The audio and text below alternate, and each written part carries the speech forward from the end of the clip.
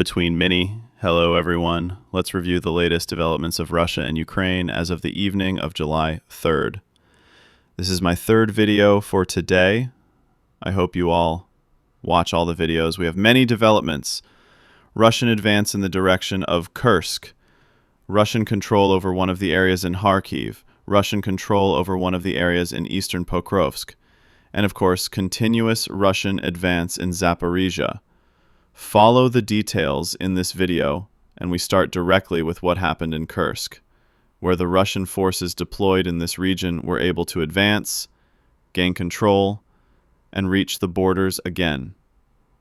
As Russian units managed to advance and control this entire area in pink and push the Ukrainians further and further back in this wide area, the depth of the Russian advance here reached about 4 kilometers and extended over 6.82 kilometers.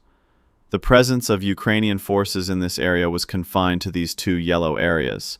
Of course, it's a significant and not easy battle fought by the Russian army, through which it tries to return to the borders and consolidate its deployment along the border region. This battle is one of the most difficult battles, especially due to the heavy pressure exerted by the Ukrainians on Russian forces in this direction, and the restriction and targeting of supplies along this sole main road in this area, and the attempt to encircle Russian groups by pressing this road from this side and from the Rizhki side towards Tetkino. But eventually, Russian forces were able to regain control. However, there is still a Ukrainian presence in Ekanimal, remember led by strong units, namely units of the 225th Regiment and units from Aidar in this area. Of course, my dears, there was also a notable incident, which was the targeting by Ukrainian forces of a field headquarters. And of course, as a result of these strikes, it was announced that the deputy commander of the Black Sea Fleet of the Russian Navy was killed. Of course, he was one of the brigadiers and generals. And of course, this general was the commander of the 155th Brigade, known for its combat experience. And since this brigade is fighting in the Kursk region, he came to the area for celebrations and so on. And therefore, it seems there was Ukrainian reconnaissance of what happened, leading to the targeting and killing. And of course, there were direct orders regarding celebrations and so on, that the focus should be on combat, and that the efficiency of Russian brigades and formations should be raised to the efficiency of the Russian 155th Brigade, known for its experience from Kherson, specifically in Kharkiv, all the way to Kursk. As for other additional operations, Russian units, specifically through the Russian Ministry of Defense, announced control over Milivka. Here, Russian units, as you can see, advanced and controlled this area in the Kharkiv Oblast. And what is the importance of controlling this area and this entire pink area that extends for several kilometers? Of course, this is very important. You notice that when the previous period, the Russian army was trying to advance from this area towards these specific areas. And today, by advancing from this direction, the Russian army seems to be trying to impose pressure on the Ukrainian forces deployed in these vicinities to withdraw and retreat so that it can advance from these two sides and not just from one side. And also, the advance is closer to Nikopol, and therefore that will help the Russian army to divide this entire area into several sections if it can advance and reach this area and begin operations towards it. So as you can see, this requires several additional steps to see if there are large-scale operations in this area. Of course, some might ask, why a sudden and rapid advance? This area does not contain a large number of Ukrainian forces. In other words, there are forces deployed only on this front that the Russian army fought over the past months and managed to advance through.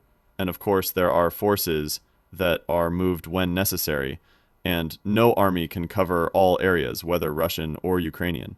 Therefore, the advance was rapid in terms of military operations. Also, in the eastern direction, Russian units managed to take control of Razdolne. Here, Russian units essentially controlled this entire pink area, the area and its surroundings, and the depth of the advance here reached 560 meters along an extent of 1.63 kilometers. Russian units have gained control and are working to expand their control specifically towards Novotroitska, which they want to control, and Russian forces are trying to advance from Razdolne towards Fedorivka. Therefore, there is a major battle towards this area and also towards Boykivka.